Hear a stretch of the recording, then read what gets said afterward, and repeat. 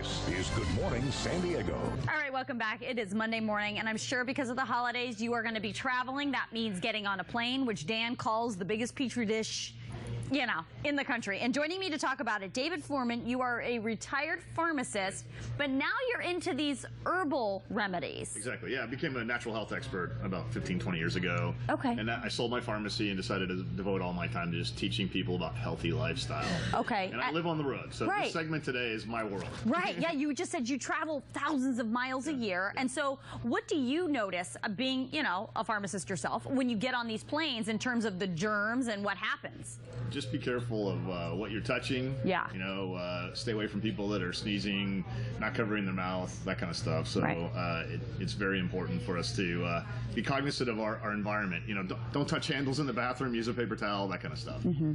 And we were talking just a second ago about something that the FAA just put out in terms of what happens when somebody sneezes on a plane. What actually happens? Well, because of the airflow on the plane, the sneeze spreads throughout the plane. So you'll go 2 or 3 rows in front of you, 2 or 3 rows behind you. And we now know there's studies showing that if you're within 2 seats of someone with the flu, you've got about an 8% chance of getting the flu from them. All right, so the question is, how do we prevent this from, how do we prevent getting sick? Because we're all going to have to travel. Right. I mean, it's going to happen. Exactly. So what do you suggest? And for the guy who does this for a living, this is what I do. I make sure I drink plenty of water.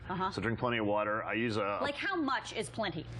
At least half your body weight in ounces of water a day. So if you weigh 200 pounds, we're talking at least 100 ounces a day. You live in an arid environment, you work out a lot, you need to drink more water than that. But as soon as you feel your mouth dry or your sinus passages get dry, you've now just opened yourself up to getting sick. So drink lots of water. Beer doesn't count, okay? No. Alcohol on the plane, don't do that. Yeah, water. Exactly. Water. Okay, but then you were talking also probiotics. Which is that's an interesting newer thing. I feel like we see all the commercials for the probiotics. Right. And I feel like that's a new thing now. It's more of a buzz thing, but the key thing with the probiotic is you're trying to keep your digestive system healthy, and when your digestive system is healthy, then your immune system is healthy, because it's about 70% of your immune function originates or relies on your digestive system. So taking care of that with a probiotic, I use something called InSync because it uses a technology called GI Guard that helps the probiotic or the friendly bacteria bypass your stomach acid. Most probiotics, the stomach acid will kill, but if you use something with GI Guard, it'll bypass stomach acid, get those bacteria into your small and large intestine where you want them to go. And real quick before we go, everybody talks about airborne, getting that airborne, having that airborne before you know, that little thing. Not a fan. There's really a whiff of ingredients in it that might do some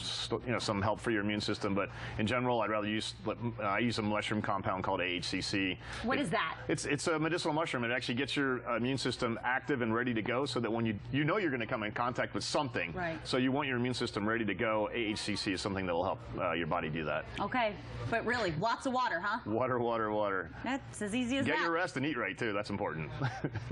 Sorry. You would think people would. I went to bed at 6 last night because I knew I had to get up at 5 today. So there you go. Right on. You got to practice what you preach, right? Right, exactly. All right, David, thank you for this interesting information. Appreciate it.